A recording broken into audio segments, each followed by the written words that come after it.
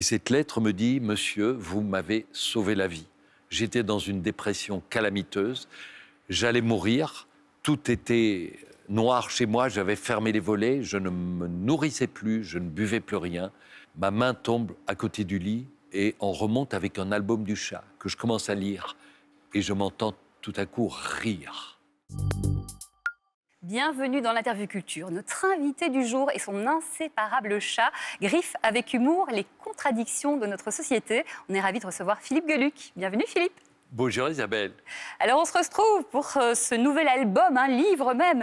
Tout est vrai. Philippe Geluck, tout est vrai. C'est votre vie, votre œuvre. Oui, alors est-ce que mon œuvre est vraie? Je ne le sais pas. Ça y est, on va partir dans du surréalisme. Tout créateur, tout inventeur, tout peintre produit du mensonge. Un tableau, c'est pas la vérité. D'ailleurs, Magritte avec ceci n'est pas une pipe, non, c'est une image de pipe, etc. Mais dans ce livre, tout ce que je raconte est garanti pure vérité. Voilà. Donc, je le jure. Voilà, devant quelques témoins quand même. Bien sûr. Donc, vous parlez de votre vie, il y a plein d'anecdotes. Vous parlez aussi d'anecdotes qui sont arrivées à d'autres personnes. Ouais. En résumé, ça fait 40 ans d'humour et de vie. On va, avant de découvrir ensemble quelques anecdotes, on va parler de votre célèbre compagnon, le chat. Ah oui. On découvre dans ce livre qu'il y a 10 ans, lorsque vous fêtiez vos 30 ans de concubinage, on va dire, vous avez pensé arrêter. Qu'est-ce qui s'est passé ? Alors en fait, j'ai arrêté une partie de ma production. J'étais dans les journaux, et notamment dans Le Soir, le grand journal francophone en Belgique, dans lequel le chat est né en 1983. Et après 30 ans de parution hebdomadaire, je me suis dit, il est peut-être temps de se retirer, de partir sur un bon souvenir, de changer un petit peu les horloges pour aérer mon agenda. Et j'ai annoncé que je quittais la presse. Et je crois que le lendemain, je me suis dit, mais quelle imbécilité, pourquoi tu as fait ça? En fait, j'ai le papier dans le cœur, j'adore la presse, et je l'ai quitté volontairement, mais j'ai regretté cette décision aussitôt après l'avoir prise, mais c'était trop tard. J'ai continué à dessiner au même rythme, donc ça n'a rien changé pour moi sur ma table à dessin, mais des milliers de lecteurs du journal ont pleuré. Alors je suis revenu un peu plus tard, et puis voilà. Mais donc voilà, la vie. Vous avez eu des témoignages de personnes qui vous ont dit non, on n'arrêtait pas? Ah bien sûr. Ouais. Les gens qui disaient non, mais vous êtes fous, on a besoin de vous. Oui, c'est drôle, on crée avec le lecteur une complicité et presque une addiction à travers les années. Mais ça se poursuit à travers les expositions, ça se poursuit à travers les livres et les albums. Oui, parce que vous créez aussi des sculptures monumentales, enfin, vous faites plein de choses, et pas que le chat d'ailleurs. Alors, dans ce livre, il y a donc des dessins, une centaine de dessins, une 150 anecdotes. Oui. On apprend évidemment plein de choses assez drôles, comme par exemple qu'il paraît que Jacques Chirac vous adorait.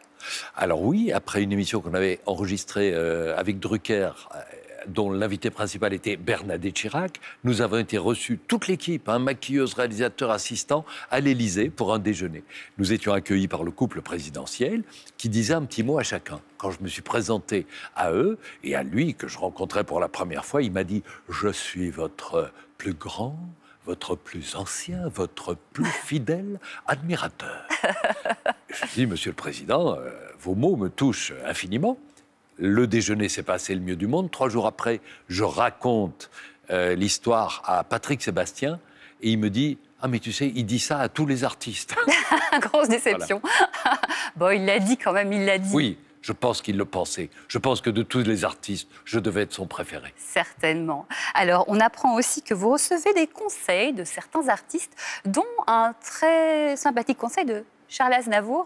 Oui, la première fois que nous nous sommes rencontrés, c'était dans les coulisses de Vivement Dimanche chez Drucker de nouveau. Il me fonce dessus et sans même me dire bonjour, il me dit « Vous devriez faire des implants capillaires. Regardez, j'en ai fait moi-même et regardez comme ça, bien pris. » Bon, apparemment, vous n'avez pas trop suivi le conseil. Pas tellement. Ou alors, ils n'ont pas pris. Non, mais j'ai pas. Non, j'assume. Mon père était comme ça, mon fils est comme ça, mon grand-père était comme ça. Voilà. Alors, puisqu'on parle de Michel Drucker, vous avez passé beaucoup de temps sur le divan de ce grand monsieur.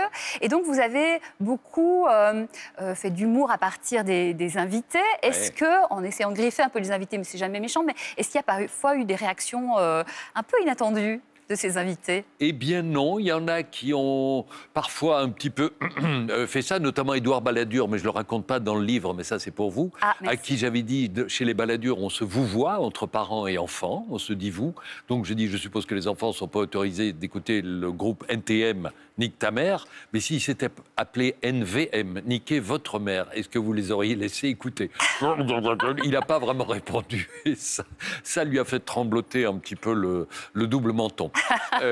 Sinon, c'était toujours... Je crois que les invités savaient que je suis quelqu'un de bienveillant et que jamais je ne les aurais agressés ou mis mal à l'aise. Quand j'ai dit à Arlette Laguillet, vous naissez au mois de mai 1939 et quelques semaines plus tard, l'armée allemande envahit la France. Ne trouvez-vous pas cette réaction disproportionnée? Elle a éclaté de rire, évidemment. Bien sûr. Alors, autre fait d'armes, et ça c'est très touchant aussi, c'est vous avez sauvé une vie, Philippe.